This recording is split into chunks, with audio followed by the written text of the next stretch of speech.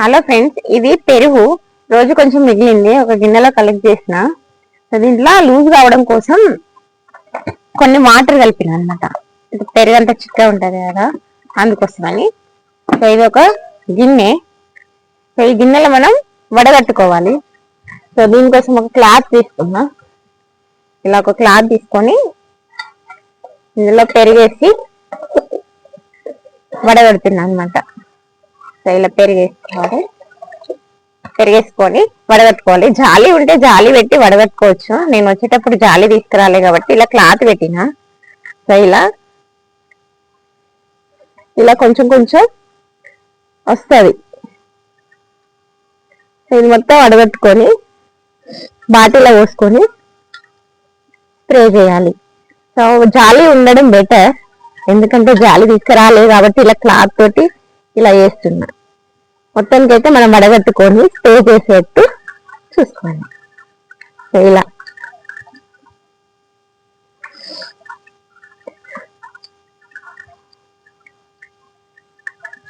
ఇలా మొత్తం కలెక్ట్ చేయాలి. కలెక్ట్ చేసి ఇది బాటిల్లో పోసి స్ప్రే చేయాలి మొక్కలకి. చూపిస్తాను. ఇది నేను కొనుక్కొచ్చిన స్ప్రే చేయడం కోసం.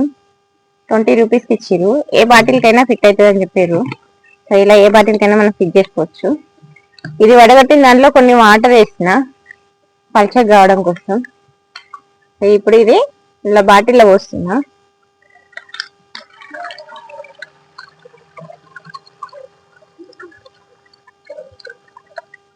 ఇలా బాటిల్లో పోసుకున్న తర్వాత క్యాప్ పెట్టాలి.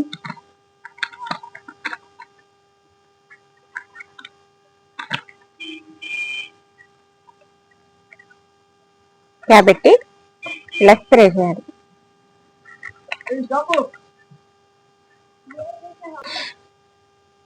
ఇది కాకర. ఇక్కడ స్ప్రే చేస్తున్నా. ఇక వస్తుంది ఇట్లా. కొంచెం అయితే వాటర్ వేసిన నేను, ఎందుకంటే చెప్పాలి కాబట్టి చెప్తున్నా. ఇట్లా మొత్తం స్ప్రే చేయాలి. Thank you for watching. Please subscribe to my channel. So ఇలా మొత్తం స్ప్రే చేసుకోవాలి అన్ని మొక్కలకి. బీర మొక్క, సో దీనికి కూడా స్ప్రే చేస్తున్నా. ఇక్కడ చిక్కుడు పాదు ఉంది. ఈ చిక్కుడు పాదు కూడా మొత్తం స్ప్రే చేస్తున్నా. ఇలా మొక్కలకి వీక్లీ 2 times అట్లా స్ప్రే చేసుకోవాలి. మొక్కలు మంచిగా బలంగా వస్తాయి. ఇలా పేను అలా ఏమన్నా ఉంటే పోతుంది. ఇది దొండ మొక్క. ఈ దొండ మొక్కకి కూడా స్ప్రే చేస్తున్నా. ఇలా మొత్తం స్ప్రే చేసుకోవాలి.